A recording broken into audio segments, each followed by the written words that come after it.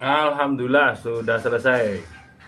Ini pisau DC11 20 cm yang diidamkan Mas Noval.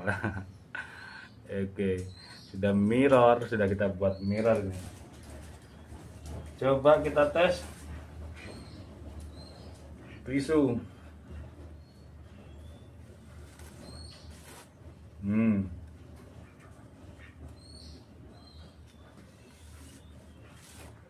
Oh.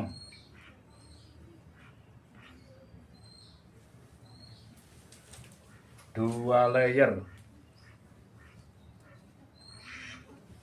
Set. Diiris-iris kertas HVS. Yo, masya Allah, mantap banget.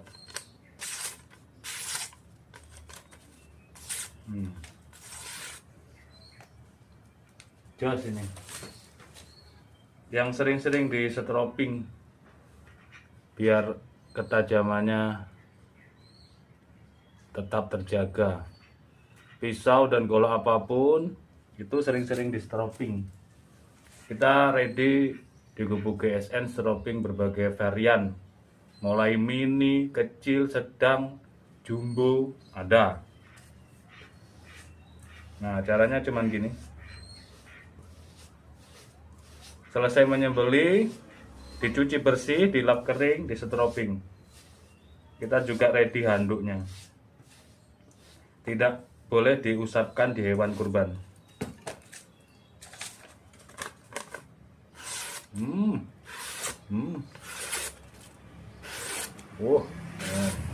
Jos, mantep banget. Mirrornya dapat, tajamnya juga oke.